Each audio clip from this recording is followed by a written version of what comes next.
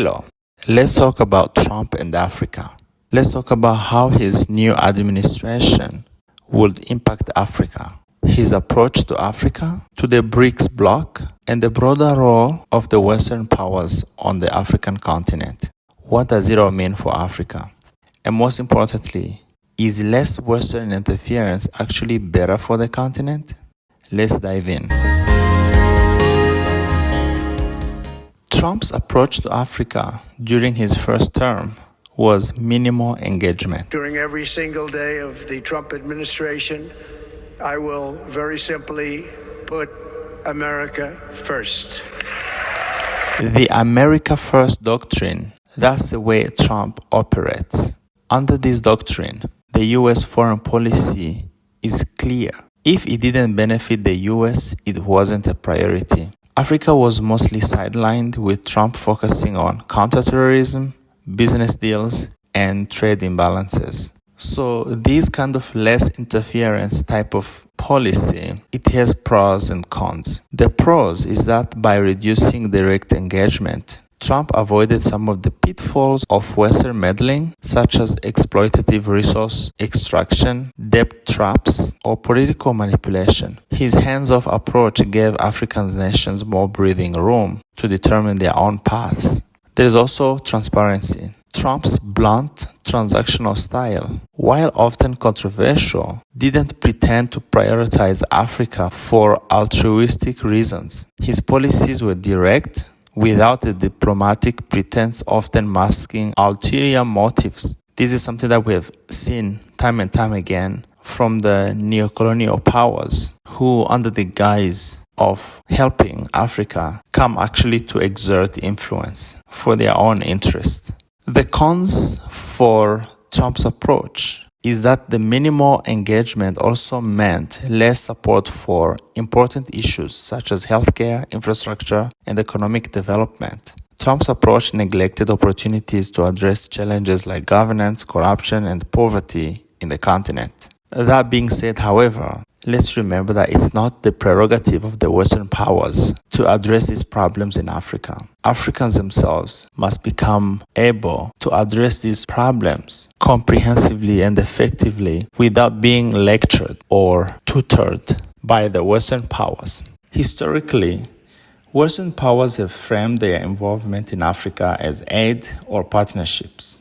In truth, these efforts often serve their own interests, securing resources, markets, and influence. Programs such as the Structural Adjustment Programs, SAPs, in the 80s and 90s impoverished African nations, leaving them dependent on Western loans and aid. Even today, aid packages often come with strings attached, undermining Africa's sovereignty.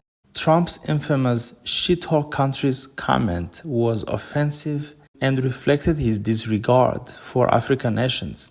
But what's more important, his rhetoric or his actions? Western leaders with more refined language often use diplomacy to hide their true intentions. They may smile and praise Africa's potential while simultaneously enacting policies that exploit its resources or lock it into dependency. Which is worse for Africa? Trump's direct approach may have been crude, but it avoided the dangerous illusion of goodwill that often accompanies exploitative Western policies. Polished diplomacy may be more insidious because it masks harm under the guise of help.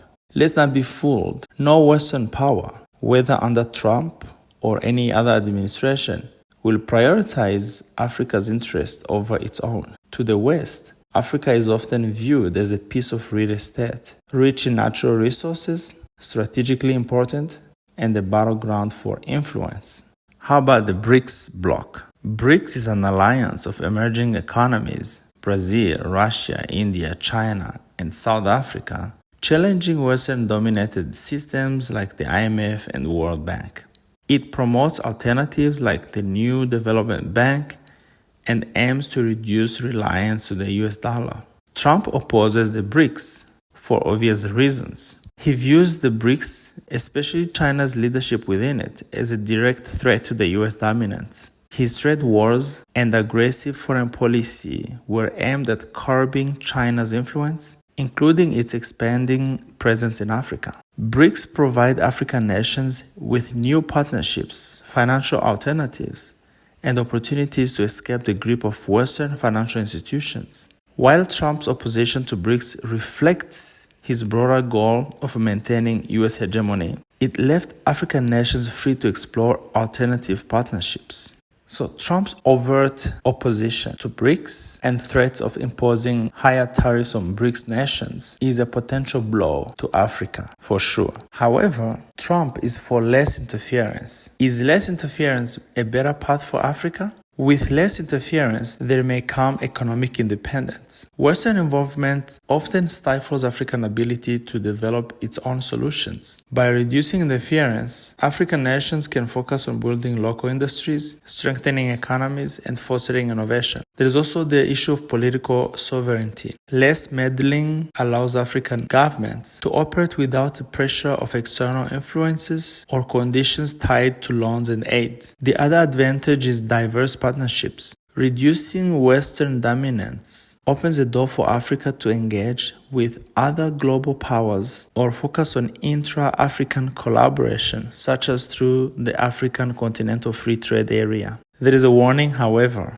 While less Western involvement may reduce harm, Africa must be cautious about new forms of exploitation from rising powers like China or Russia. A disengaged West doesn't guarantee sovereignty, but it merely shifts the balance of influence. Africa's future shouldn't depend on the whims of foreign powers, whether they are disengaged or overbearing. The ideal path forward is one where Africa prioritizes its sovereignty, builds stronger regional cooperation, and leverages its vast resources for its own development. So, where does that leave us? Is Trump's approach, which borders on less interference, better for Africa or worse for Africa? Perhaps less interference is better than more.